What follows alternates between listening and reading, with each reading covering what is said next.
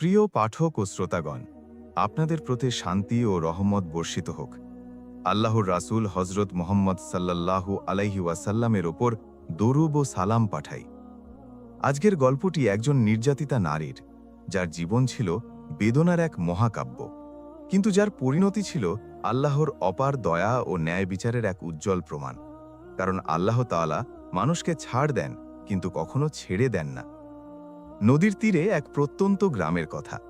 সেখানে গাছপালায় ঘেরা এক পুরনো আশ্রয় কেন্দ্র ছিল, যেখানে নিরাশ্রয় এতিম মেয়েরা বাস করত। এই মেয়েগুলো ছিল পৃথিবীর সবচেয়ে অসহায় প্রাণী। না ছিল তাদের পরিবার, না ছিল কোনো আশার আলো। মরিয়ম ছিল তাদেরই একজন। বয়স তার 22 বছর, কিন্তু চেহারায় যেন আরও বেশি বয়সের ছাপ। তার চোখের কোণে জমে থাকা বিষণ্ণতা বছরের পর বছর ধরে গভীর হতে হতে এমন একটা জায়গায় পৌঁছেছে যেখান থেকে আর ফেরার পথ নেই মনে হয়। ছোটবেলায় এক বন্যায় সে তার বাবা মাকে হারিয়েছিল, একই রাতে, একই সাথে। সেই থেকে তার নতুন ঘর হয়েছে এই আশ্রয়কেন্দ্র। আশ্রয়কেন্দ্রটি পরিচালনা করত রহিমা বেগম নামের এক মহিলা। বয়স 50-এর ঘরে, কিন্তু তার হৃদয় ছিল পাথরের চেয়েও শক্ত। সে এতিম মেয়েদের দেখত কেবল বিনামূল্যে শ্রম দেওয়ার যন্ত্র হিসেবে।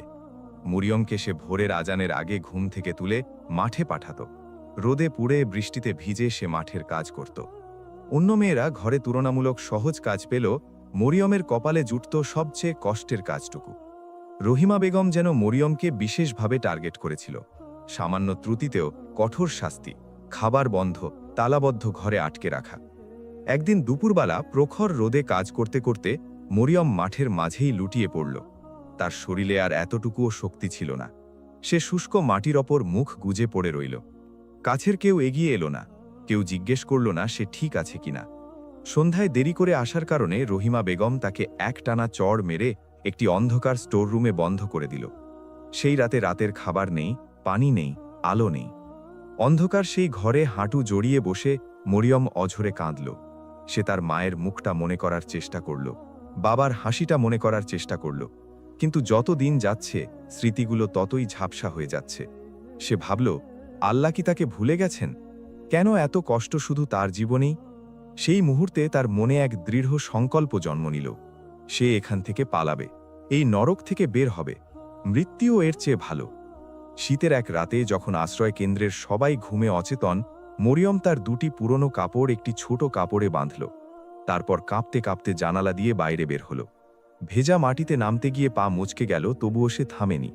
সে দৌড়াতে লাগলো অন্ধকারে। কোথায় যাবে জানে না, শুধু জানে পেছনে যাবে না।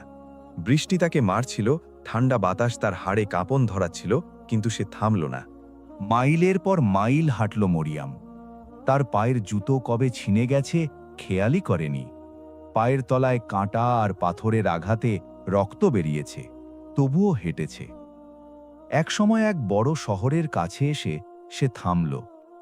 উঁচু দালান, অচেনা আওয়াজ, অপরিচিত পথঘাট, সব মিলিয়ে শহরটা ভয়ঙ্কর লাগছিল। সে একটি বিশাল বটগাছের নিচে বসে পড়ল। 3 দিন ধরে কিছু খায়নি, শরীর অসাড় হয়ে আসছে। হঠাৎ পায়ের আওয়াজ শুনে সে আঁতকে উঠল, ভয় পেল। রহিমা বেগম কি কাউকে পাঠিয়েছে তাকে ধরে নিয়ে যেতে? কিন্তু সামনে এগিয়ে এলেন এক বৃদ্ধা মহিলা, হাতে একটি কুপি, চোখে পরম দয়া। তিনি থমকে দাঁড়িয়ে মরিয়ামকে দেখলেন এবং অত্যন্ত মায়ার সুরে বললেন, বাছা, এত রাতে এই শীতে তুমি এখানে বসে কাঁদছ কেন? মরিয়াম আর আটকাতে পারল না। সে হাউ মাউ করে কেঁদে সব বলল। বৃদ্ধা একটুও দেরি করলেন না। তিনি মরিয়ামকে নিজের ছোট্ট বাড়িতে নিয়ে গেলেন, গরম খাবার দিলেন, পরিষ্কার কাপড় দিলেন। সেই রাতে বহু বছর পর প্রথমবার মরিয়াম নিরাপদ বোধ করে ঘুমালো। বৃদ্ধার নাম ছিল জোহরা খালা। বয়স 65-র ওপরে। জীবনে অনেক কষ্ট পেয়েছেন। স্বামী গেছেন, সন্তানরা গেছেন রোগে। এই পৃথিবীতে তিনি একেবারেই একা। পরদিন সকালে ঘুম থেকে উঠে মরিয়াম দেখল জোহরা খালা তার জন্যে সাধারণ কিন্তু সুন্দর নাশতা বানিয়েছেন। তিনি হাসি মুখে বললেন, আমি না, থেকে যাও আমার সাথে। তোমার মতো একটি মেয়ে থাকলে এই বুড়ির একাকিত্ব দূর হয়। নাম ভুলে বলেছিলেন, পরক্ষণেই হাসলেন, মরিয়াম, থাকো আমার সাথে। মরিয়াম থেকে গেল। জোহরা খালা তাকে রান্না শেখালেন, কাপড় সেলাই শেখালেন। মরিয়মের মেধা ছিল অসাধারণ, খুব দ্রুত সব শিখে নিত। কয়েক মাস কেটে গেল শান্তিতে, কিন্তু এই সুখ টিকল না। এক কনকনে শীতে জোহরা খালা মারাত্মক অসুস্থ হয়ে পড়লেন। ডাক্তার দামি ওষুধ লিখে দিলেন, কিন্তু টাকা নেই। মরিয়ম তার বাম হাতের দিকে তাকালো। সেখানে ছিল একটি পুরনো তামার বালা, মায়ের শেষ স্মৃতি। সংসারের ঝড়ে সব হারিয়ে গেছে, শুধু এটুকুই ছিল তার কাছে। এক মুহূর্ত না ভেবে সে বালাটি খুলল, বাজারে গিয়ে বিক্রি করল। সেই টাকায় ওষুধ কিনে এলো। জোহরা খালা খালি হাত দেখে বুঝলেন সব। তার চোখ ভরে গেল। তিনি কাঁদতে কাঁদতে বললেন, মা, তুই আমার জন্যে তোর সবচেয়ে দামি জিনিসটা দিয়ে দিলি। আল্লাহ তোকে 1000 গুণ ফিরিয়ে দেবেন। ওষুধে কিছুটা উন্নতি হলো, কিন্তু বেশি দিন ধরে রাখা গেল না। এক বৃষ্টির রাতে জোহরা খালার নিঃশ্বাস ভারী হতে লাগল। মরিয়ম পাশে বসে হাত ধরে রইল। জোহরা খালা চোখ খুলে তার দিকে তাকালেন। সেই চোখে ছিল অপরিসীম ভালোবাসা। ফিসফিসিয়ে বললেন, কিদো না বাছা, আল্লাহ তোমাকে একা ছাড়বেন না কখনো। তুমি ধৈর্যশীল, তুমি দয়ালু, তোমার পুরস্কার অবশ্যই আসবে। তারপর তিনি চিরকালের মতো চোখ বন্ধ করলেন। মরিয়ম তাকে গ্রামের কবরস্থানে দাফন করল একা। কবরের সামনে দাঁড়িয়ে দোয়া করল। তারপর ফিরে এসে বুঝল এই বাড়িও তার নয়। জোহরা খালার ভাতিজা এসে বলল, বেরিয়ে যাও আমাদের বাড়ি থেকে। মরিয়ম আবার বেরিয়ে পড়ল। আবার সে আশ্রয়হীন। এবার সে কিছুটা পরিপক্ক। হাতে দুটি দক্ষতা আছে, রান্না ও সেলাই। বাজারে এক মহিলার কাছ থেকে সে জানল শহরের এক ধনী পরিবার কাজের লোক খুঁজছে। মরিয়ম সিদ্ধান্ত নিল যাবে। প্রাসাদের মতো সেই বাড়ির সামনে দাঁড়িয়ে মরিয়মের হাত কাঁপছিল। এত বড় বাড়ি সে কখনো দেখেনি। সাহস করে দরজায় কড়া নাড়ল। একজন বৃদ্ধ দারোয়ান দরজা খুলল। মরিয়মকে দেখে তাচ্ছিল্যের হাসি দিয়ে ড্রয়িং রুমে নিয়ে গেল। কিছুক্ষণ পর 50 ঊর্ধ্ব এক মহিলা প্রবেশ করলেন। সুন্দর পোশাক, দামি গয়না, কিন্তু চোখে বরফের মতো শীতলতা। এই বাড়ির মালকিন সাহেলা বেগম। তিনি মরিয়মকে পা থেকে মাথা পর্যন্ত দেখলেন। ছেঁড়া কাপড়, ক্লান্ত চেহারা। তীক্ষ্ণ গলায় বললেন, দেখতে শুনতে এই হাল, তবু রাখবো কারণ এখন দরকার, কিন্তু বেতন কম পাবে, ভুল হলেই রাস্তায়। মরিয়ম রাজি হল। তার কি আর উপায় ছিল? সাহেলা বেগম তাকে রান্নাঘরের পাশে একটি ছোট্ট জানালাবিহীন অন্ধকার ঘর দিলেন। মরিয়মের কাজ ছিল ফজরের আগে উঠে পুরো বাড়ি ঝাড়পোছ করা, তারপর রান্না, তারপর বাসন ধোয়া, তারপর কাপড় ইস্ত্রি। রাত 12টা পর্যন্ত বিরতিহীন। সাহেলা বেগম সব সময় চোখ রাখতেন। মিনিট দেরি হলে খাবার বন্ধ, ছোট কিছু ভাঙলে ঝাড়পালা করা ঝাড়। মরিয়ম সব সহ্য করত নীরবে। প্রতি রাতে তার ছোট্ট ঘরে বসে কাঁদত আর দোয়া করত, ইয়া আল্লাহ, এই কষ্ট থেকে একটু মুক্তি দাও। 3 মাস পর একদিন সকালে বাড়িতে এলো এক তরুণ, 25-26 বছর বয়সী, লম্বা, পরিপাটি পোশাক। এই হলো রাফি, সাহেলা বেগমের একমাত্র ছেলে। বিদেশ থেকে পড়াশুনো শেষ করে ফিরেছে। মা তাকে জড়িয়ে ধরে আনন্দে গলে গেলেন। মরিয়ম কোণে দাঁড়িয়ে নীরবে দেখছিল। পরদিন সকালে মরিয়ম বাগানে ফুলে পানি দিচ্ছিল। রাফি একটি বেঞ্চে বসে বই পড়ছিল। হঠাৎ মরিয়মের হাত থেকে পানির কলস পড়ে ভেঙে গেল। রাফি সঙ্গে সঙ্গে উঠে এলো। আপনি কি ব্যথা পেয়েছেন? মরিয়ম অবাক হল। এই বাড়িতে কেউ কখনো তার কথা জিজ্ঞেস করেনি। সে কাঁপা গলায় বলল, না স্যার, ঠিক আছি। রাফি নিচু হয়ে তার সাথে টুকরো কাঁচ তুলতে লাগল। সেই মুহূর্তে তাদের চোখাচোখি হল। কিন্তু ঠিক সেই সময় সাহেলা বেগম বেরিয়ে এলেন। প্রচণ্ড রাগে তিনি মরিয়মের হাত ধরে সরিয়ে দিলেন। তারপর সবার সামনে তার গালে সজোরে চড় মারলেন। বললেন, তুই আমার ছেলের কাছে যাওয়ার সাহস পাস কিভাবে? তুই একটা তুচ্ছ কাজের মেয়ে, এর বেশি কিছু নোস তুই। রাফি হতবাক হয়ে তাকিয়ে রইল। মরিয়মের গাল লাল হয়ে গেল। সে মাথা নামিয়ে চলে গেল। কিন্তু অপমানের চেয়েও বেশি বেদনা লেগেছিল এই ভেবে, কেন সে মানুষ হিসেবে এতটুকুও সম্মান পায় না। সেদিন থেকে সাহেলা বেগম মরিয়মকে আরও কড়া নজরে রাখলেন। কিন্তু রাফি মরিয়মের চোখের বিষণ্ণতা ভুলতে পারল না। একদিন মরিয়ম তার ছোট্ট ঘরের দরজার কাছে ভাঁজ করা একটি চিঠি পেল। মরিয়ম, মা যা করেছেন তার জন্য আমি ক্ষমা চাইছি। তুমি একজন মর্যাদাবান মানুষ। তোমার সাথে আরো কথা বলতে চাই। রাফি। মরিয়ম চিঠিটা অনেকক্ষণ ধরে পড়ল। তার বুক ধড়ফড় করছিল। সে জানত না কি করবে, কিন্তু একটু পরেই সে কলম তুলে লিখল, স্যার, আপনার কথায় আমার মন ভালো হয়েছে, কিন্তু ম্যাডাম জানলে বিপদ হবে। দয়া করে বিষয়টা এতটুকুতেই রাখুন। কিন্তু রাফি থামল না। চিঠির পর চিঠি। মরিয়মও ধীরে ধীরে তার অতীতের কথা লিখতে শুরু করল। এতিমখানার কথা, জোহরা খালার কথা, তার বাবা মার কথা। রাফি প্রতিটি চিঠিতে তাকে সান্ত্বনা দিত, সাহস দিত। কয়েক মাস পর এক রাতে রাফি লিখল, মরিয়ম, আমি তোমাকে বিয়ে করতে চাই। মরিয়ম ভয়ে কাঁপল। এটা সম্ভব না, আপনার মা কখনো মেনে নেবেন না। রাফি বলল, আমরা আপাতত গোপনে বিয়ে করি, পরে মাকে বোঝাবো। মরিয়ম অনেক দ্বিধা করল, কিন্তু তার মনে ছিল এমন একটা আশা, হয়তো এইবার কেউ তাকে সত্যিকার ভালোবাসবে, সত্যিকার আশ্রয় দেবে। সে রাজি হল। এক শুক্রবার দুপুরে যখন সাহেলা বেগম বাইরে গেলেন, রাফি মরিয়মকে গাড়িতে করে এক দূরের গ্রামে নিয়ে গেল। সেখানে এক বৃদ্ধ আলেমের ঘরে দুজন সাক্ষীর সামনে তাদের বিয়ে হল। অত্যন্ত সাধারণ বিয়ে, কোনো অনুষ্ঠান নেই, কোনো সাজসজ্জা নেই, কিন্তু মরিয়ম ছিল সবচেয়ে সুখী কনে। রাফি তাকে বলল, তুমি এখন আল্লাহর সাক্ষীতে আমার স্ত্রী, আমি তোমাকে কখনো ছেড়ে যাব না। তারা আগে আগে ফিরে এলো, কেউ টের পেল না। মরিয়ম এখন এক অদ্ভুত স্বপ্নের মধ্যে ভাসছিল। বিয়ে গোপন, কিন্তু সে এখন রাফির স্ত্রী। রাতে মা ঘুমালে রাফি তার ছোট্ট ঘরে আসত, কথা বলতো, সাহস দিত। সে তাকে উপহার দিল একটি ছোট্ট সোনার আংটি। এটা রেখো সব সময়, এটা তোমার প্রতি আমার ভালোবাসার চিহ্ন। মরিয়ম আংটিটা কাপড়ের নিচে লুকিয়ে রাখত, মাঝে মাঝে ছুঁয়ে দেখত। তখন মনে হতো সব ঠিক হবে। কিন্তু ৩ মাস পর এক সকালে মরিয়ম বুঝল কিছু একটা পাল্টে গেছে তার শরীরে। বমি বমি ভাব, মাথা ঘোরা। এক বৃদ্ধা কাজের মহিলা তাকে দেখে ফিসফিস করলেন, মাগো, তুমি কি বিবাহিত? এগুলো গর্ভাবস্থার লক্ষণ। মরিয়ম একই সাথে আনন্দিত ও ভীত হল। সে আনন্দিত কারণ তার ভালোবাসার মানুষের সন্তান আসছে, আর ভীত কারণ সাহেলা বেগম এটা জানলে কি হবে। সেই রাতে রাফিকে খবর দিল। রাফি শুনে জমে গেল। তার চেহারায় কোনো আনন্দ নেই, শুধু আতঙ্ক। সে কাঁপা গলায় বলল, এটা তো মারাত্মক সমস্যা হয়ে গেল। মরিয়ম অবাক হল, আপনি খুশি না কেন? এটা আমাদের সন্তান। রাফি মাটির দিকে তাকিয়ে বলল, আমার ভাবতে একটু সময় দাও। তারপর বেরিয়ে গেল। এরপর 1 সপ্তাহ রাফির দেখা নেই। মরিয়মের চিঠির কোনো উত্তর নেই। মরিয়ম ভয়ে প্রতিদিন কুঁকড়ে থাকছিল। একদিন ড্রয়িং রুম থেকে আওয়াজ শুনে মরিয়ম উকি দিল।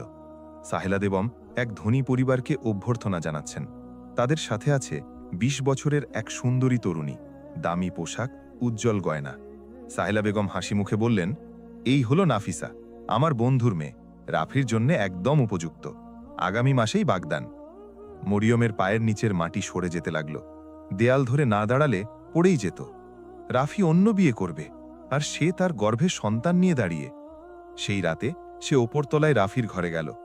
এই প্রথম সে নিজে উদ্যোগ নিয়ে এখানে এসেছে। দরজায় কড়া নাড়তেই রাফি বেরিয়ে এলো। মরিয়মকে দেখে দ্রুত দরজা বন্ধ করতে চাইল, কিন্তু মরিয়ম ধাক্কা দিয়ে ঢুকে গেল। কাঁদতে কাঁদতে বলল, আপনি কিভাবে পারছেন? আমি আপনার স্ত্রী, আপনার সন্তান বহন করছি, আর আপনি অন্যকে বিয়ে করছেন। আপনি বলেছিলেন কখনো ছেড়ে যাবেন না। রাফি নিচু মাথায় বলল, আমি পারবো না মায়ের বিরুদ্ধে যেতে। তিনি আমাকে বাড়ি থেকে বের করে দেবেন, সম্পত্তি থেকে বঞ্চিত করবেন। মরিয়ম চিৎকার করে উঠল, আপনি কাপুরুষ, আপনার সন্তানের বাবার দরকার। রাফি তাকে সরিয়ে দিয়ে শীতল গলায় বলল, আমাদের এই বিয়ে একটা ভুল ছিল। আমি এটা কারো সামনে স্বীকার করব না।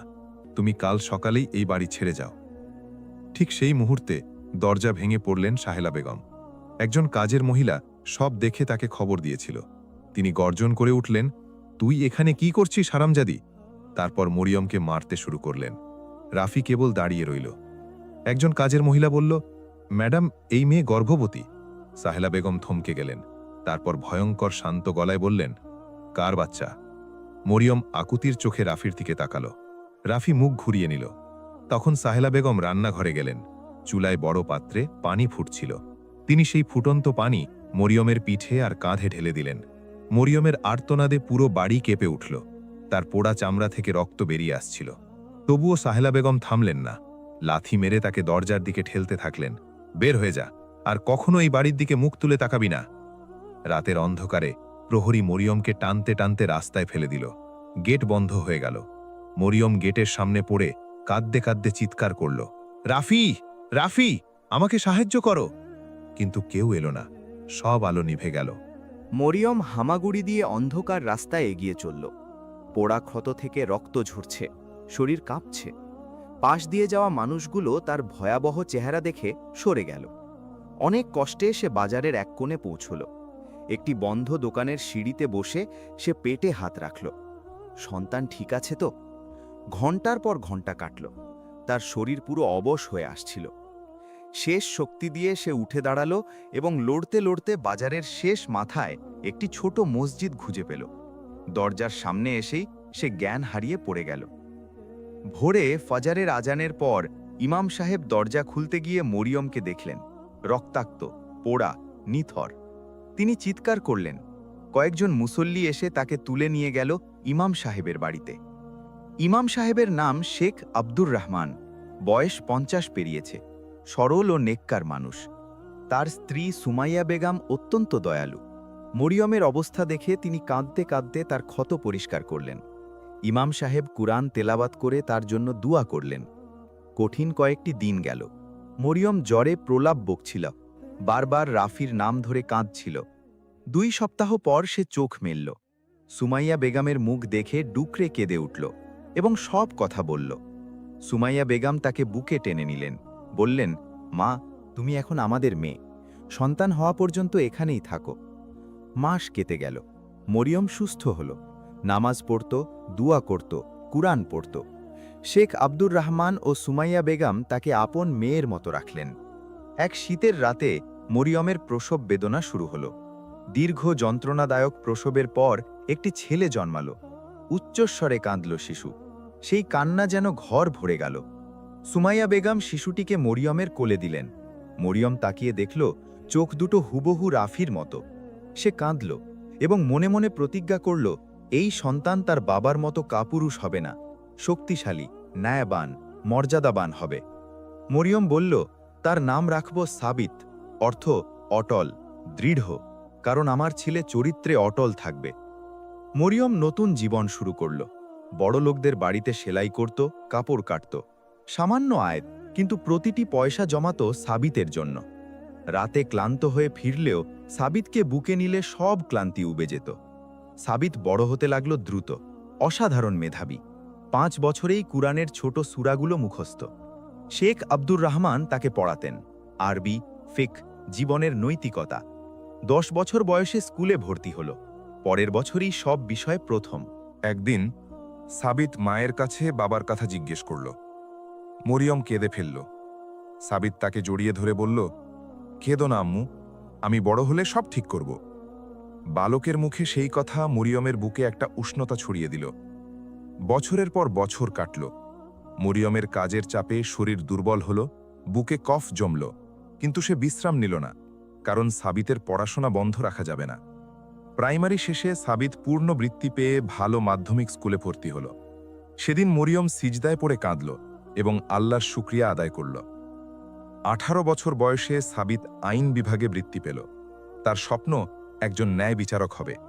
সে দেখেছে কিভাবে তার মাকে অবিচার করা হয়েছে, কিভাবে দুর্বলরা বিচার পায় না। সে শপথ নিয়েছে সে তাদের কণ্ঠ হবে। আইন কলেজ থেকে প্রথম শ্রেণীতে উত্তীর্ণ হল সাবিত। বড় বড় প্রতিষ্ঠান থেকে চাকরির প্রস্তাব এলো, কিন্তু সে ছোট একটি চেম্বার খুলল গরিবদের জন্য। বছর কয়েকের মধ্যে তার নাম ছড়িয়ে পড়ল। মানুষ বলতো, সাবিত সাহেব ঘুষ নেন না, কাউকে ভয় পান না। প্রথম কাজ হিসেবে সাবিত মায়ের জন্য একটি ছোট্ট বাড়ি কিনল। সেদিন মরিয়ম বাড়িটা দেখে অনেকক্ষণ চুপ করে বসে রইল। তারপর অঝোর কাঁদল। জীবনে প্রথমবার তার নিজের বাড়ি। এক রাতে সে মায়ের সামনে বসে সব শুনতে চাইল। মরিয়ম কিছুই লুকাল না। রাফির কথা, সাহেলা বেগমের কথা, সেই ভয়ঙ্কর রাতের কথা সব বলল। সাবিত মায়ের হাত চেপে ধরে বলল, মা, যারা তোমার সাথে এই অন্যায় করেছে, আমি তাদের কাছে তোমার বিচার নেব। মরিয়ম শান্ত গলায় বলল, বাবা, বিচার নেবে, কিন্তু ন্যায় বিচার, প্রতিশোধ নয়, কারণ আল্লাহই তাদের আসল বিচারক। আরও 10 বছর কেটে গেল। সাবিত তখন 32 বছর বয়সী সফল আইনজীবী, শহরের সেরা। এরপর এলো সেই দিন, তাকে শহরের প্রধান আদালতের বিচারক নিয়োগ দেওয়া হলো। নিয়োগের অনুষ্ঠানে মরিয়ম সামনের সারিতে বসা ছিল। তার চুলে রূপালী রং, মুখে বলিরেখা, কিন্তু চোখে এক অদ্ভুত দীপ্তি। ছেলেকে কালো গাউন পরে আসতে দেখে সে নীরবে কাঁদল। বিচারক হিসেবে সাবিত পরিচিতি পেল তার কঠোর ন্যায় বিচারের জন্য। ঘুষ নেওয়া তো দূরের কথা, উপহার পর্যন্ত নিত না। বড় ছোট সমান বিচার। একদিন তার সামনে এলো একটি নতুন মামলা। এক ধনী পরিবারের মধ্যে সম্পত্তি নিয়ে বিরোধ। এক পক্ষে রাফি বিন হাফিজ, অন্য পক্ষে সাহেলা বেগম, তার মা। রাফি তার বাবা রেখে যাওয়া সম্পত্তির ন্যায্য ভাগ চাইছে, যা তার মা বহু বছর ধরে আটকে রেখেছে। সাবিত ফাইল খুলে নামগুলো দেখল, তার হাত কাঁপল। এই দুটি নাম সে মায়ের মুখে কান্নার সাথে শুনেছে বারবার। সেই রাতে সে মায়ের কাছে গেল, বলল, মা, রাফি আর সাহেলা বেগমের মামলা আমার কাছে এসেছে। এটা কি আল্লাহর ইচ্ছা, নাকি আমার সরে যাওয়া উচিত? দীর্ঘক্ষণ চিন্তা করল, তারপর বলল, না, সরে যেও না। আল্লাহ নিজেই এই সুযোগ দিয়েছেন। কিন্তু মনে রেখো, তুমি শুধু ন্যায় বিচার করবে। প্রতিশোধ নিলে আল্লাহর কাছে জবাবদিহি করতে হবে। শুনানির দিন এলো। আদালতে লোকে লোকারণ্য। রাফি প্রবেশ করল। বয়সের ছাপ, সাদা চুল, রুগ্ন চেহারা, পুরনো স্যুট। স্পষ্ট বোঝা যায় মায়ের সম্পত্তি থেকে বঞ্চিত হয়ে সে এখন কপরদক শূন্য। তারপর সাহেলা বেগম ঢুকলেন, লাঠি ভর দিয়ে। কিন্তু এখনও দামি পোশাক, এখনও অহংকারের চাহনি। বিচারক সাবিত প্রবেশ করলেন কালো গাউনে। দুজনেই তার দিকে তাকালো, কিন্তু চিনতে পারল না। কিভাবে চিনবে? সেই কাজের মেয়ের ছেলে আজ বিচারকের আসনে। দুই পক্ষের বক্তব্য শোনার পর সাবিত বললেন, রায় ঘোষণার আগে আমি একজন সাক্ষীর কথা শুনতে চাই। দরজা খুলল। মরিয়ম ধীরে ধীরে ভেতরে এলো। সাদা পোশাক, সাদা হিজাব, শান্ত চেহারা। আত্মবিশ্বাসের সাথে সামনে হাঁটছে। রাফি দেখামাত্র জমে গেল। আতঙ্কে তার মুখ সাদা হয়ে গেল। সে ফিসফিস করল, মরিয়ম, তুমি? কিভাবে সম্ভব? সাহেলা বেগম লাফিয়ে উঠলেন, এই মেয়ে এখানে কি করছে? বের করে দাও। সাবিত হাতুড়ি দিয়ে টেবিলে আঘাত করলেন। পুরো আদালত কেঁপে উঠল। দৃঢ় গলায় বললেন, চুপ করুন, আপনি আদালতে আছেন। আবার অশালীন আচরণ করলে আদালত অবমাননার দায়ে আটক করা হবে। নীরবতা নামল। সাবিত শপথ নেওয়াল মরিয়মকে। তারপর জিজ্ঞাসা করলেন, আপনি কি এই দুজনকে চেনেন? মরিয়ম সরাসরি তাদের দিকে তাকিয়ে বলল, হ্যাঁ, চিনি। 30 বছর আগে আমি তাদের বাড়িতে কাজ করতাম, এবং রাফি তখন আমাকে শরীয়ত মেনে গোপনে বিয়ে করেছিল। রাফি উঠে চিৎকার করল, মিথ্যে! তখন সাবিত পুরনো হলদে একটি কাগজ বের করলেন। কাবিননামা, আলেমের স্বাক্ষর, সাক্ষীদের স্বাক্ষর। এই দলিল গ্রামের নথিতে সংরক্ষিত। তারিখ আজ থেকে 30 বছর আগে। রাফির হাত থেকে কাগজ পড়ে গেল। সে মাটিতে লুটিয়ে পড়ল, হাউ মাউ করে কাঁদতে লাগল। আমি দুঃখিত, আমি কাপুরুষ ছিলাম, ক্ষমা করো মরিয়ম। সাহেলা বেগম পালানোর চেষ্টা করলেন। রক্ষীরা বাধা দিল। তখন সাবিত উঠে দাঁড়িয়ে পুরো আদালতের দিকে তাকালেন। গলায় আবেগ, কিন্তু কণ্ঠ স্থির। বললেন, আমি এখানে সাক্ষী দিচ্ছি। আমার নাম সাবিত বিন রাফি। আমি এই সম্মানিতা মায়ের সন্তান, যার প্রতি 30 বছর ধরে অবিচার করা হয়েছে। আমি সেই শিশু যাকে গর্ভে নিয়ে মাকে শীতের রাতে রাস্তায় ফেলে দেওয়া হয়েছিল। আমি কাজের মেয়ের ছেলে, কিন্তু আল্লাহ তাকে গ্রহণ করেছেন। আজ আমি তার ন্যায় বিচার নিশ্চিত করতে এখানে। আদালতে পিনপতন নীরবতা। অনেকে কাঁদছে, অনেকে বিস্মিত। সাবিত রায় পড়লেন, প্রথমত, রাফি ও মরিয়মের বিয়ে প্রমাণিত, পরবর্তী বিয়ে বাতিল। দ্বিতীয়ত, স্ত্রীকে অস্বীকার, সন্তান ত্যাগ, খোরপোশ না দেওয়ার দায়ে রাফিকে 2 বছর কারাদণ্ড। তৃতীয়ত, সাহেলা বেগমকে তার সম্পদের অর্ধেক ক্ষতিপূরণ হিসেবে মরিয়মকে দিতে হবে। চতুর্থত, যে প্রাসাদে মরিয়ম একদিন কাজের মেয়ে ছিল, সেই প্রাসাদের মালিকানা তার নামে হস্তান্তর করা হবে। রাফি হাঁটু গেড়ে মরিয়মের সামনে এলো, আকুতি জানালো ক্ষমার জন্য। মরিয়ম তার দিকে একবার তাকালো, তারপর কোনো কথা না বলে শান্তভাবে আদালত থেকে বেরিয়ে গেল। সাহেলা বেগম কাঁদতে কাঁদতে মাটিতে পড়ে গেলেন। তার সম্পদের অর্ধেক চলে গেছে, প্রাসাদ চলে গেছে, কিন্তু সোনার কেউ নেই। 1 মাস পর মরিয়ম সেই প্রাসাদে উঠে এলো। এবার সে সম্মানিতা মালকিন হিসেবে। শাস্তির অংশ হিসেবে সাহেলা বেগমকে সেখানে তার সেবায় থাকতে হল। এক সন্ধ্যায় মরিয়ম বাগানে বসেছিল, সেই বাগান যেখানে একদিন সে কলস হাতে পানি দিত। তার গাল বেয়ে শান্তির অশ্রু পড়ছিল। সে আকাশের দিকে তাকিয়ে ফিসফিস করল, আলহামদুলিল্লাহ, যিনি আমাকে একা ছাড়েননি, বিপদের সাথে ছিলেন, অপমানের সাথে ছিলেন, রাস্তায় যখন মরে পড়েছিলাম তখনও সাথে ছিলেন।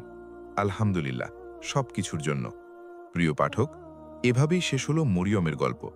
যে মরিয়মকে পৃথিবী ফেলে দিয়েছিল, আল্লাহ তাকে সম্মানে ফিরিয়ে দিলেন। যে মরিয়মের সন্তানকে অস্বীকার করা হয়েছিল, সেই সন্তান হল তার বিচারক। আমাদের রাসূল সাল্লাল্লাহু আলাইহি ওয়াসাল্লামের উপর দরুদ ও সালাম বর্ষিত হোক। আর আপনাদের প্রতি আমাদের সালাম ও দোয়া রইল।